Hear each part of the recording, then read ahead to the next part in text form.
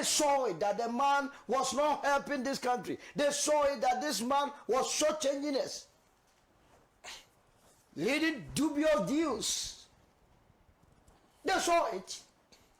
They man up 80 of them initially, which later became the majority position. They said no, they will not allow this to happen. They will save the new patriotic party. They confronted the president of the day. President, His Excellency Nana Addo Dankwa Akufo-Addo. They confronted him and told him that, Mr. President, the mere fact that you are the president of Ghana does not mean you will not respect the decision of the party, because on the ticket of the party that you became the president. So listening to it, the president said no. Yesterday I was very surprised to hear from the president that no individual is bigger than the party. That was Thursday. That was Thursday, right? Yes. When he himself was bigger than the party only some few days ago. That is how life works. So he agrees. But I can understand the difficulty, because now in the party, when you go and make certain allusions or make certain statements, you are either referred as a fake person or a member of the virtual party. I don't know where he will be belonging to if he had done anything else. But in terms of principles, and he suffered for it, he lost his seat.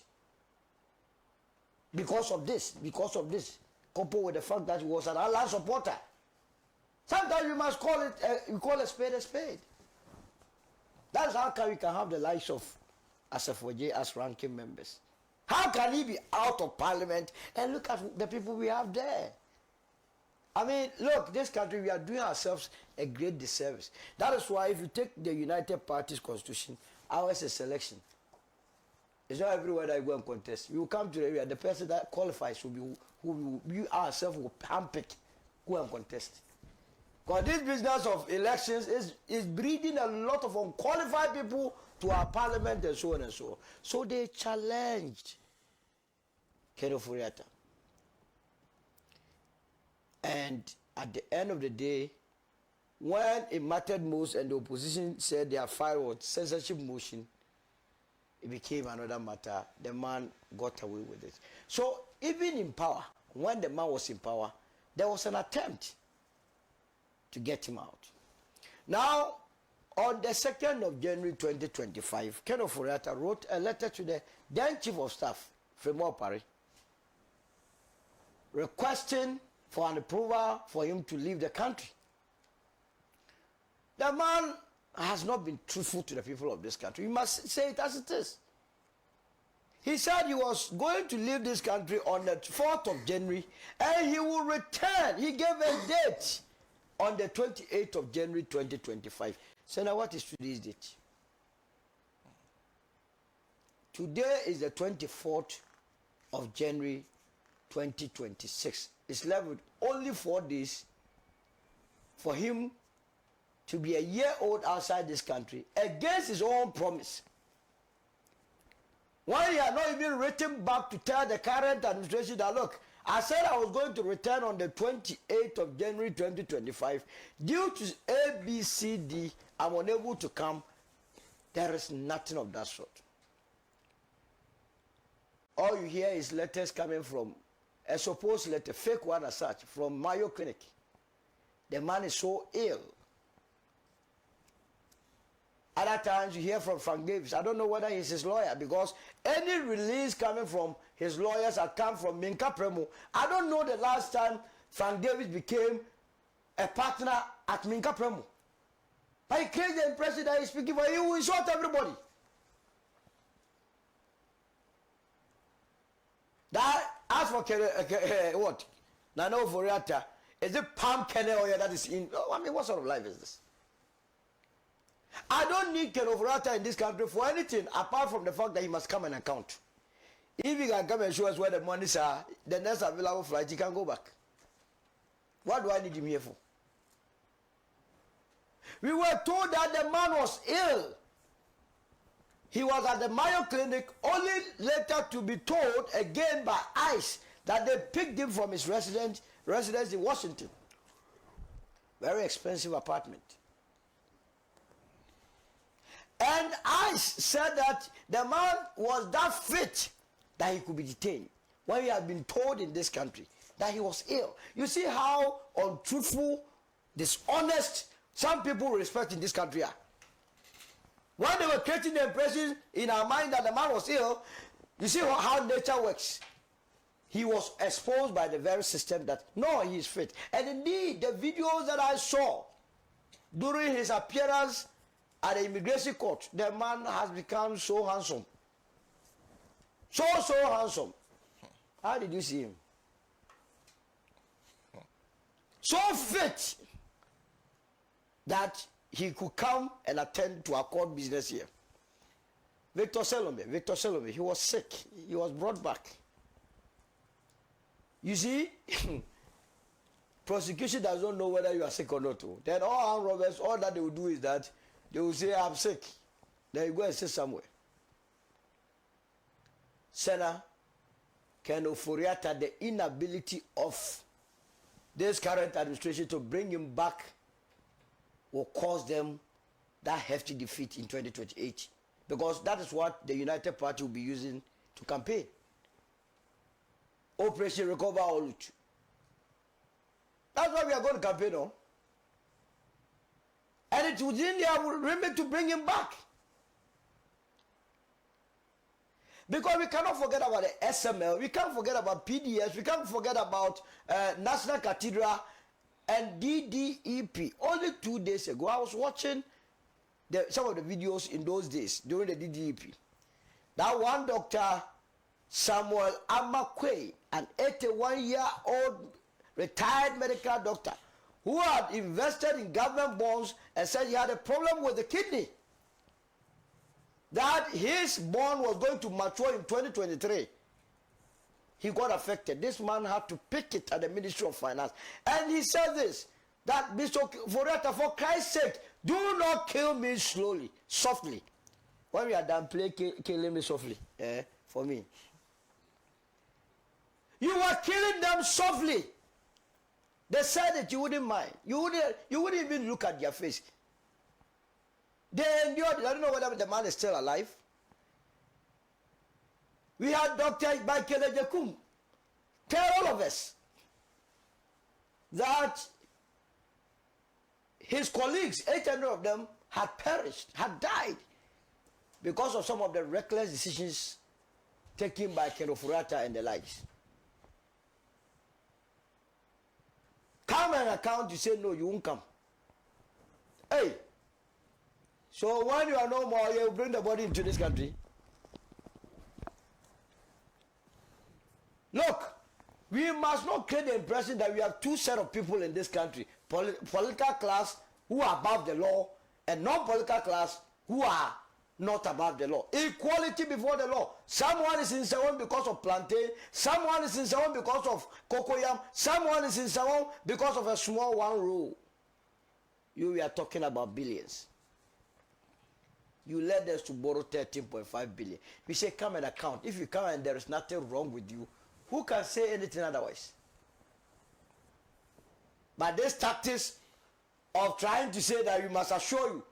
Why must anybody assure anybody?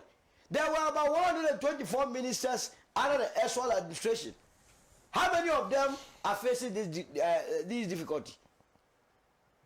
Including the president himself, who led us to dig a big hole. Started paying David Ajay when there was no formal contract. He's talking about Philly. Thursday, he was even giving speeches. So what is it with Ken Ofori?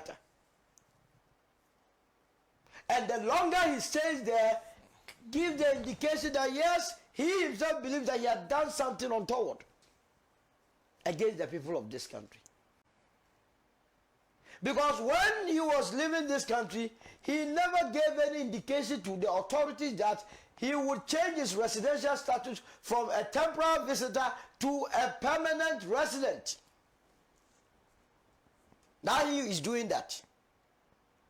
Clearly telling that Ghana, he doesn't have any interest in coming.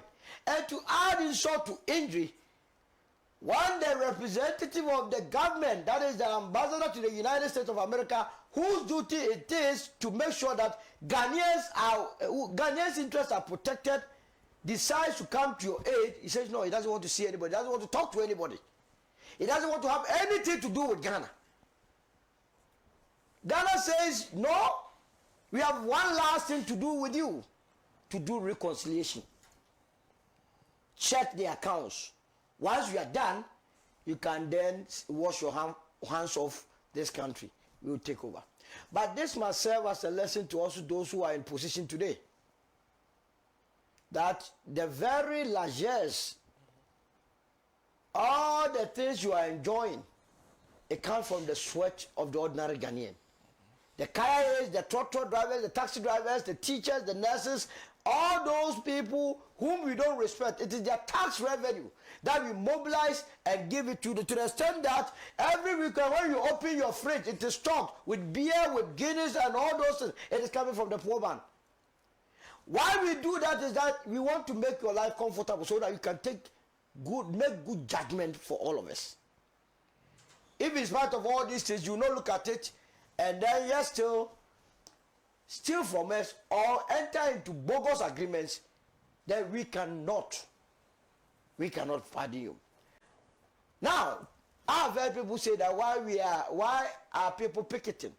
I heard my brother say so. I was there myself at the American embassy. You see, the United States of America has been creating the impression in this world that when they don't want to hear the word corruption because they don't practice it. And one of the reasons why Africa, and for that matter Ghana, we are poor, we are underdeveloped, is because of what? Corruption. We say, yes, we have heard you, United States of America. We agree with you. Now, the country Ghana has sent or filed an extradition application with the United States of America. Now we are being told that it has to go through a long process. So what did we do as citizens of this country? Remember, the sovereignty of this country resides in the people.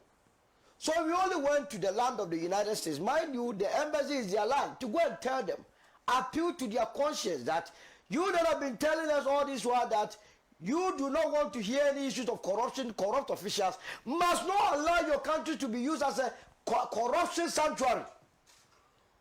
Hosting government officials from sub-Saharan Africa, Africa, and so on and so on. And so try your best to bring Ken Ofori down. That's what we did. And believe me, after that, we went to the extent of going to Shraj to also seek the assurances from Shraj and his boss that they will make sure that when Ken Ofori comes, his fundamental human rights are not what? Trampled on. The assurance was given.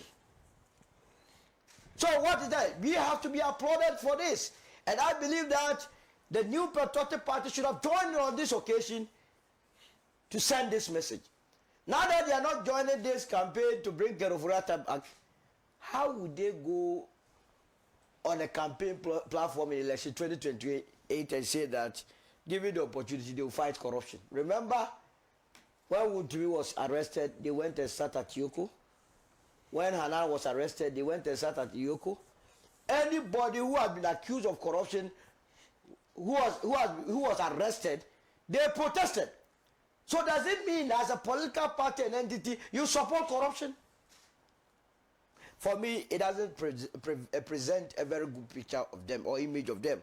But I believe that the longer Ken Ofori stays in the United States, the better for the United Party.